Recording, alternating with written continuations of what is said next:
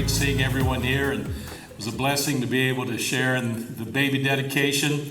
I called my mom and I said, "Hey, it's your favorite son." And she said, "Oh, Elliot, you sound just like your brother Don." I'm not ever doing that again. So she tells me she's hard of hearing, but I'm not sure I believe it. Anyway, we're excited that you're here, and we're in this series on finding God's plan. And we talked 2 weeks ago about prayer, that you start with that. We talked last week was a hard message because we talked about how God uses brokenness to show us his plan, to teach us about ourselves. And today it's very appropriate. We're going to talk about family and God's plan in the family. And so as we find God's plan, we seem to be at a point in our culture, we probably have been there quite some time, that there's just seems to be a value vacuum. And that we have become so permissive. Now, some of you like me, I was a kid during the 60s when that's when we really planted some seeds, it seemed like, as a country of just anything goes. And ever since then, we've been reaping what we planted. And that's a biblical principle. Whatever you sow, that's what's going to grow, and that's what you're going to harvest. And that seems to be what's happened to us. And so our society has become very confused about values. And like, whose do you adopt? Which one matters? And we've gotten to that stage where I have my values, and your job is to acknowledge and even celebrate my values. And if your values are different from mine, you need to just be quiet. And you don't need to express, your values are invalid. We even seem to hear that. So I want us to look at today that something that God did thousands of years ago when he established the true values. And he gave us 10 values for family living. They were called the 10 Commandments. And we're only going to look at one of them today. We're going to look at the very first one. I don't think the order of the 10 Commandments is by happenstance. I think there's purpose in the order of the 10 Commandments. And I think it's on design that the number one, the very first one, is the one we're going to look at today. Because these are not fads, nor are they suggestions, but rather they are commandments, they're values that they show us how God thinks and what God says, and he has the right to say that. He created us. He created everything. And our 10 commandments that God has given us, they were part of the bedrock of our Western civilization. They were kind of like the foundation for our judicial and law system about between right and wrong. The 10 Commandments are really about the only thing that the Jewish community, the Muslim community, and the Christian community all agree on. All three religions accept the 10 Commandments as commandments from God. So Ephesians 5, let's start laying the foundation. So be careful how you live. Don't live like fools, but like those who are wise. Make the most of every opportunity in these evil days. Don't act faultlessly, but understand what the Lord wants you to do. Well, this is kind of the attitude, the atmosphere that we're going to use in today's message. Be careful how you live. Don't be foolish, but be wise.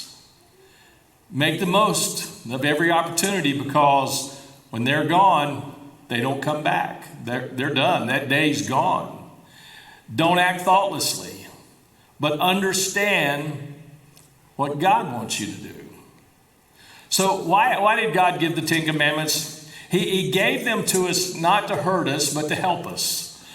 He used them not to hamper us, but to actually release us They give us a lot of freedom. He uses them not to punish us, but to protect us. Every commandment in there is for protection of us.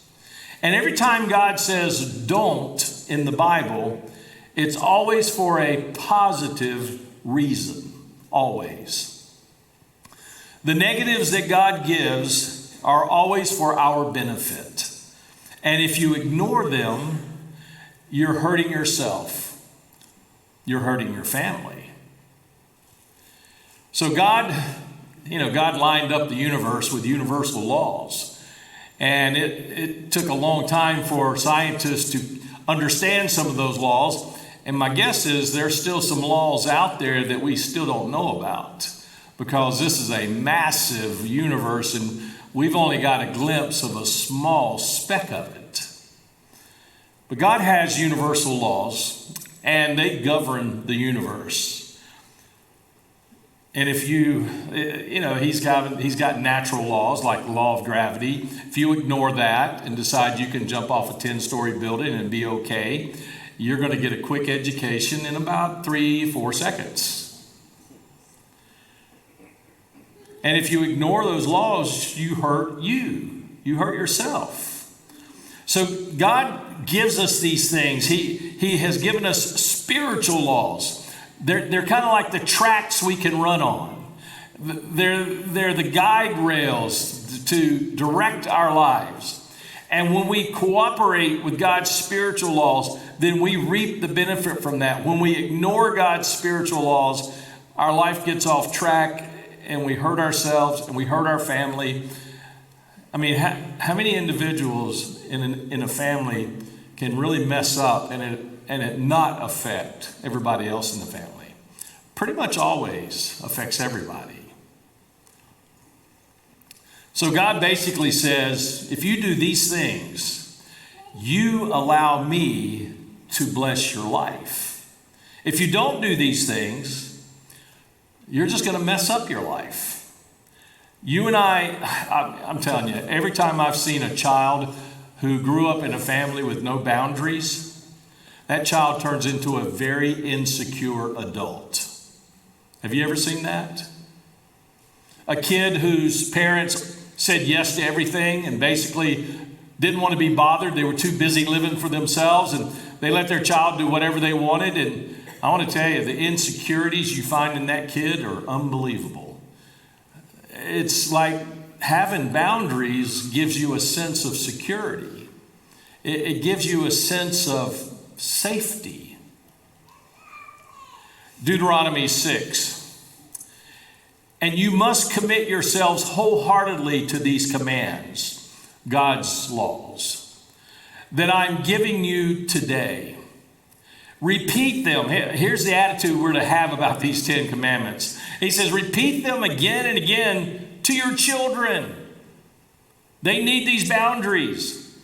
Talk about them when you're at home and when you're on the road and when you're going to bed and when you're getting up. Your kids need to hear from you parents. God's got spiritual laws, and you need to know what they are. Because when you ignore them, your life goes unprotected, and you face the consequences of ignoring these. So today, we're going to look at the foundation for a strong family in the very first commandment. And here it is, Exodus 23. You must not have any other God but me, little g, God. So what's the principle? Here's the principle. Put God first. Put him first in your life. Put him first in your family. God says, I demand top priority. I'm not going to play second fiddle to anything or anybody. I'm your creator. And he has the right to say that. He has a right to demand that. And everything that you have in your life, the Bible says it came from God. Even your abilities, the things that you're able to do, your talents, your giftedness, they're all gifts from God. So What does it mean to not have any other God before me? So because because let's face it, I thought there was only one God. Well, that's true. There's only one God. But there are a lot of little g gods. So a little g God, well, a little g God is anything that dominates your life, anything that controls your life. So can a career be a God? Absolutely. Can another person be a God in your life? Absolutely. Can golf, hunting, or fishing, good things become a God in your life? Sure they can.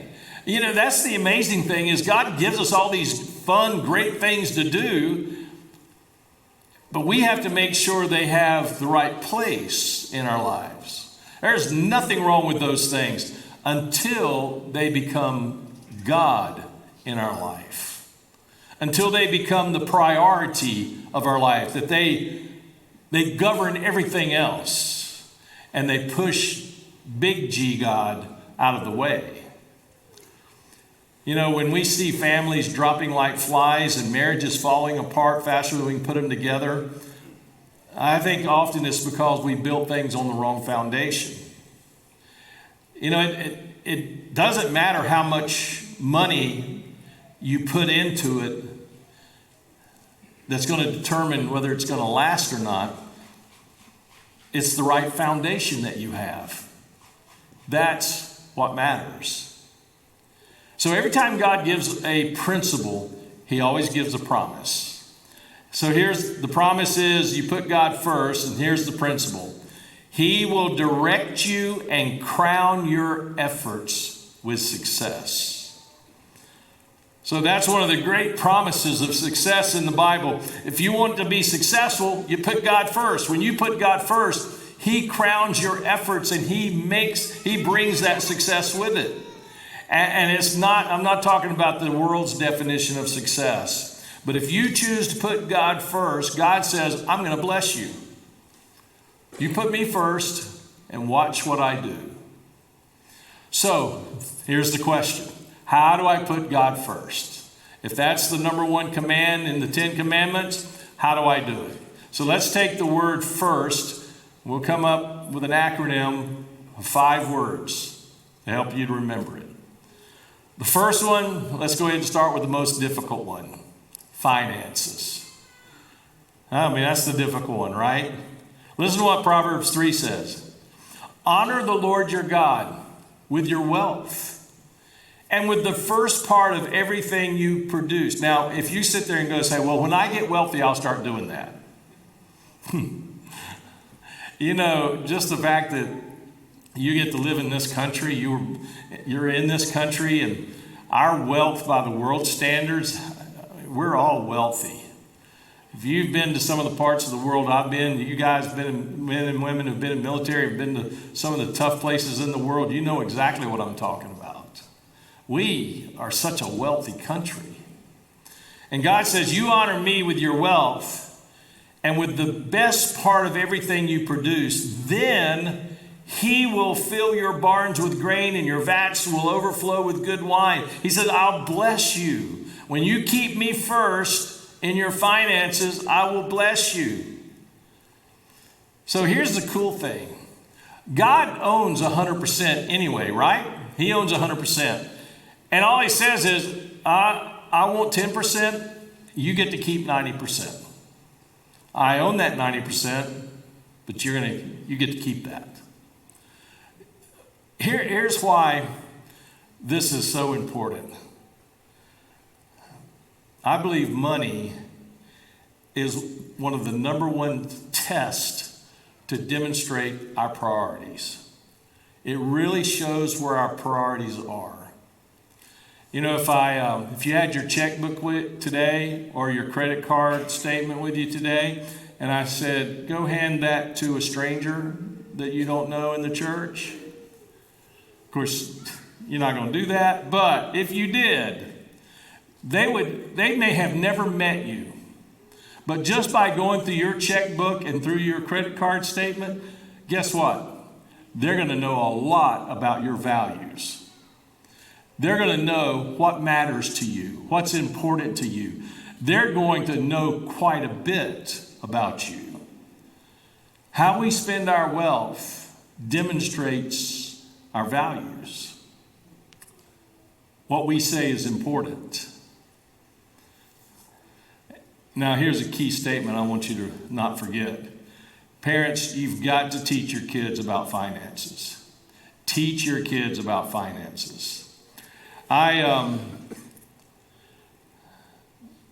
and I, when we started out, we made a lot of dumb decisions about finances, and the number one reason we made dumb decisions about finances is because I thought I already knew everything. Remember when you're young and you got married, you already know everything? And so I didn't seek wise counsel. I didn't seek other people's opinions, and we made some dumb decisions. And when it got fixed was when I gave Mary the checkbook.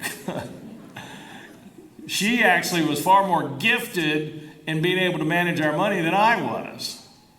And I had to let that male ego loose. I had to stick that aside and say, my wife's a lot smarter about money than I am, so I need to let her run this.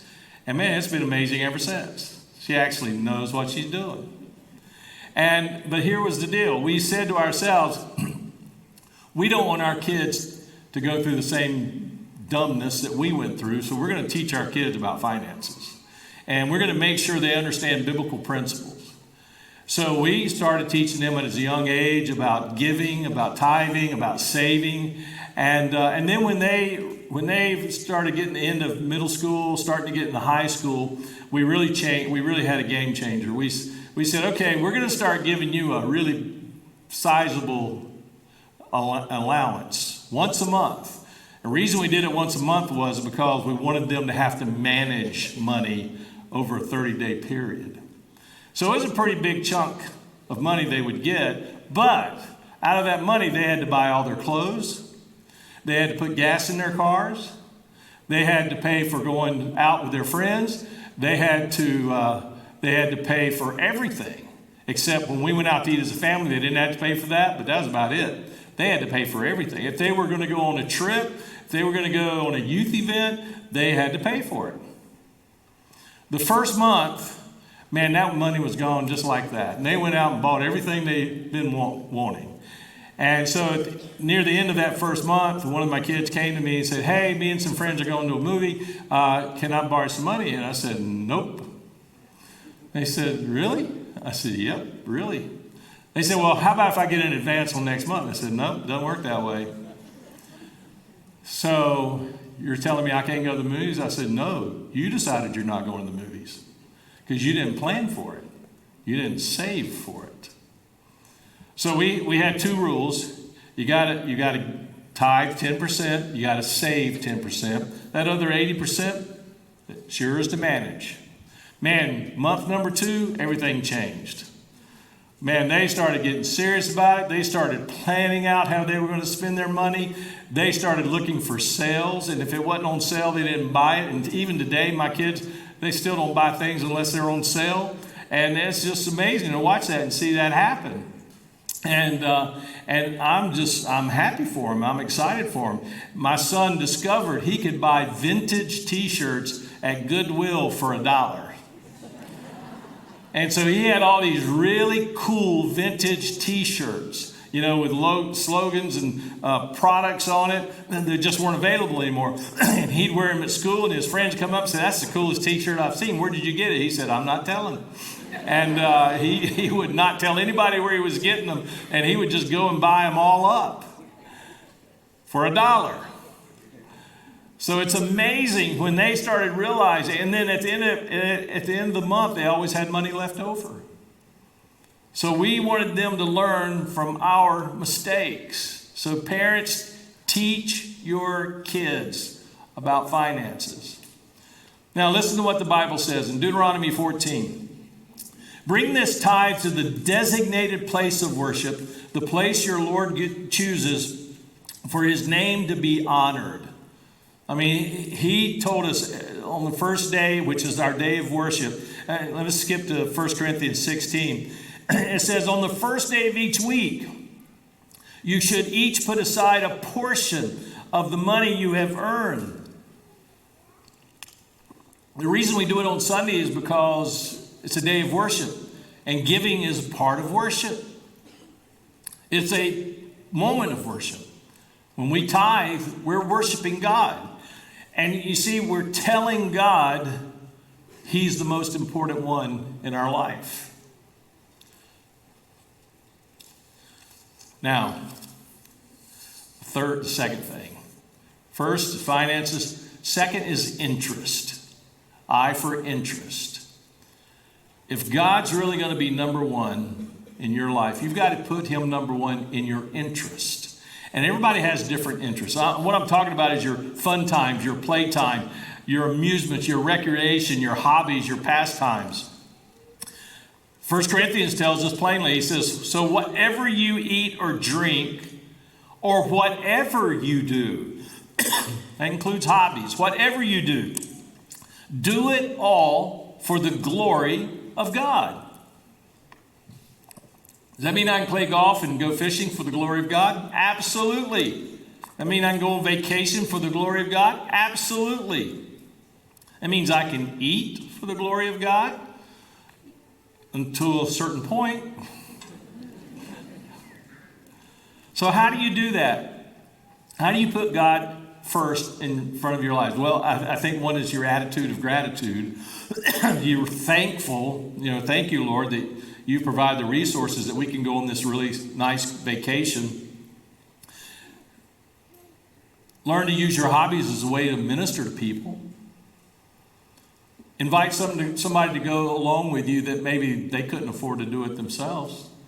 Or it gives you extended time just to hang out with them and influence them and speak into their life.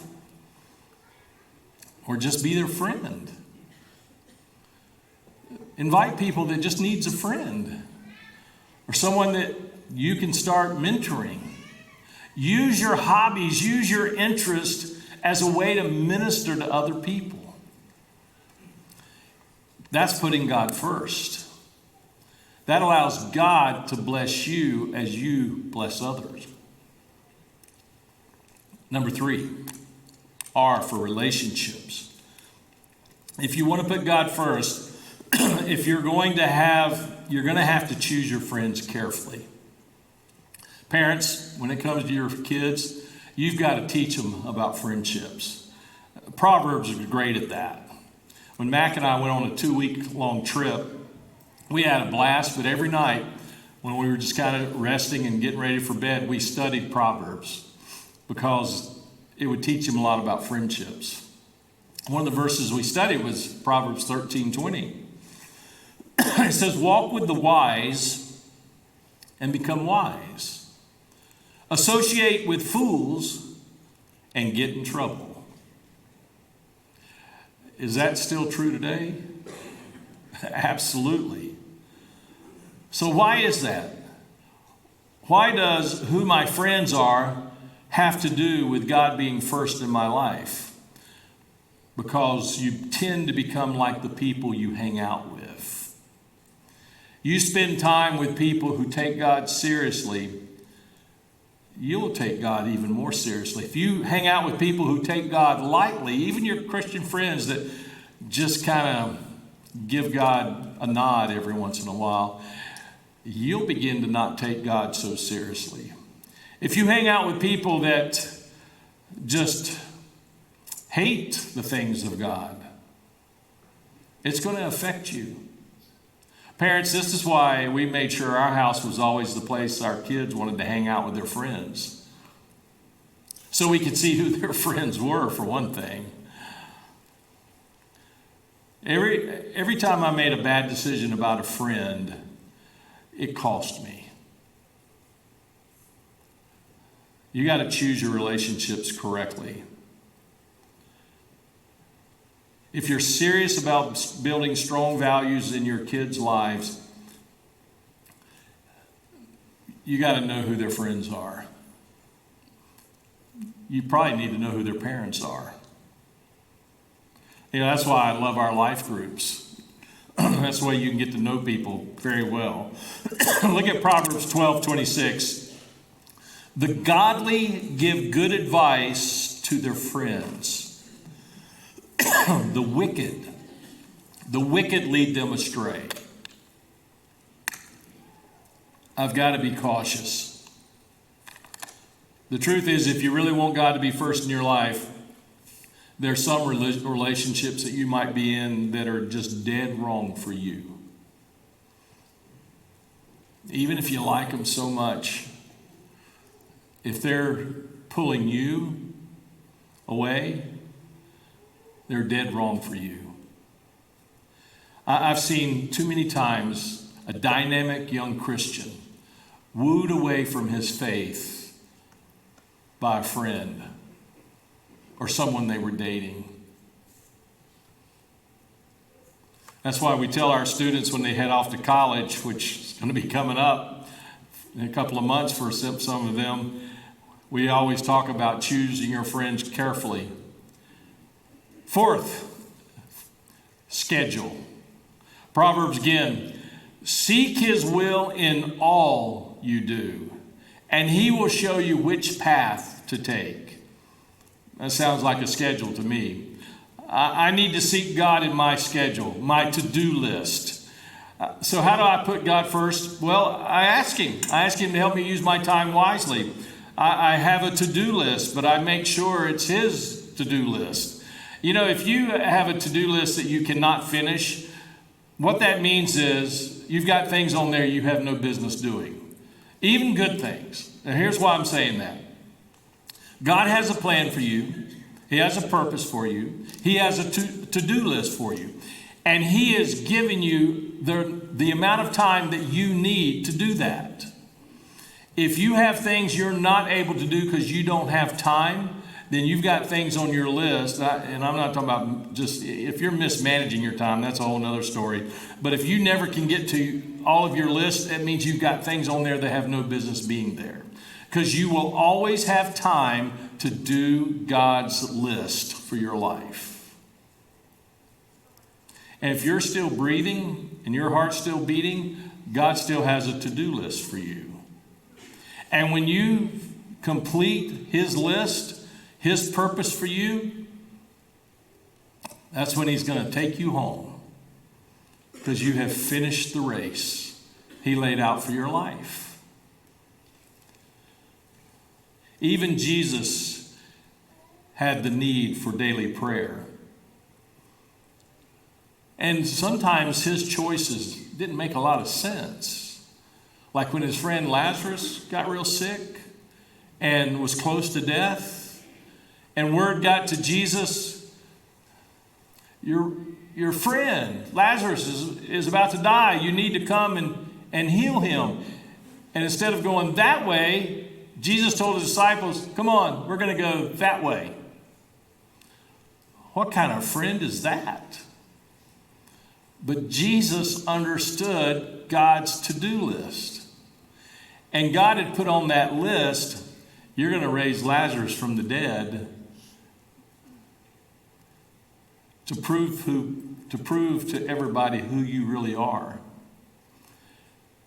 And so Jesus was on God's timetable, not the sisters, not his disciples who were questioning this.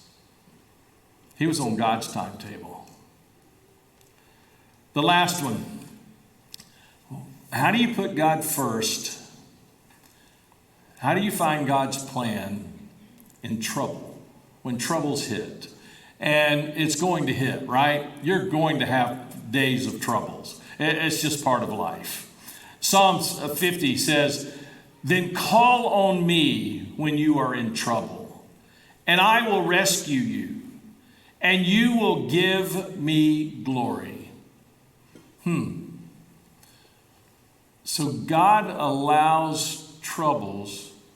In fact, we learned last week about brokenness that he even orchestrates troubles to grow our faith, to let us see him rescue us, to bring glory to his name. God allows it. So I I can choose to join in on God's plan and put him first. Jesus put it this way: seek the kingdom of God above all else, and that includes troubles. Live righteously by God's standards. And God, big G God, will give you everything you need. That includes troubles. He will give you everything you need to get through that trouble. When you face unexpected problems and pressures, when you have a crisis, why do sometimes we turn to God as a last resort instead of the very first thing? The very first prayer should be, God, I didn't know this was going to happen, but you did.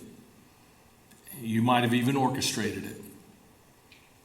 So let me learn well. Walk me through this.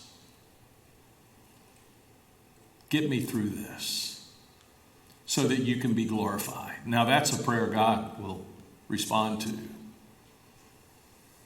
And I want to tell you about family. If your kids are old enough, I'm not talking about when they're really small and young and cannot handle and should not have to handle hard things. But if your kids are old enough, you need to be open with them about the troubles.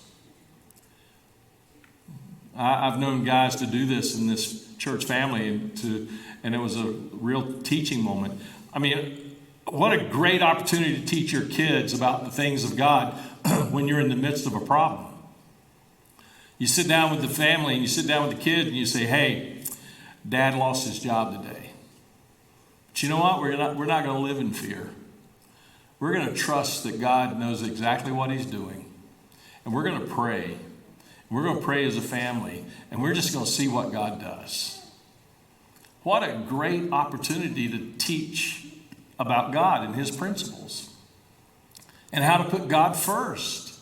What a great teaching moment with your kids. I can teach more to my kids out of my failures than I can out of my successes.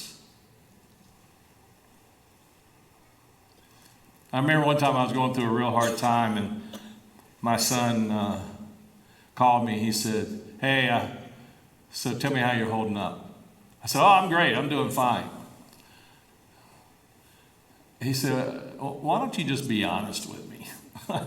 Why don't you just tell me? Don't give me that preacher answer. So I'll know how to pray for you. See, I thought I was protecting my son from my thing that I was going through when he wanted to minister to me and bless me. You know, I think what I want to do during this invitation time, some of you, we have a lot of kids here. We have grown kids. You got your parents here, or your mom here for Mother's Day. I want to invite the children in our church during the invitation. And if you're sitting somewhere else from your family, I want you to make your way over. You know, if you're a young person, some of the other young kids, go stand with your parents and you pray for them. I want the children in our church to pray for their parents. And it doesn't matter how young you are. God loves the prayers of little kids. And so I want you to let your kids pray for you. And kids, if you don't know what to pray, just thank God for your parents. Ask God to bless your parents. Just thank him for giving you your parents. And if you're an older child with your parent here, you'll know what to pray. So let's stand together. And if your parent is here and you're not with them, make your way to your parent right now. But kids, children, adult children, gather around your parents and you pray for them. This will be a special, tender moment. A special, tender moment.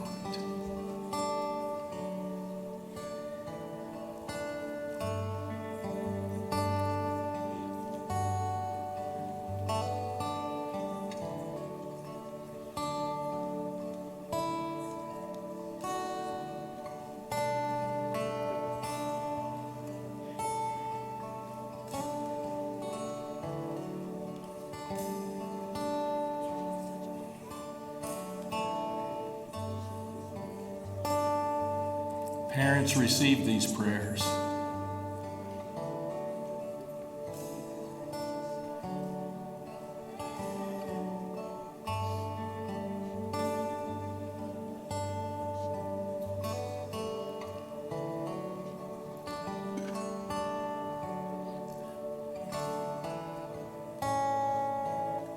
If your parent's not here, you call them.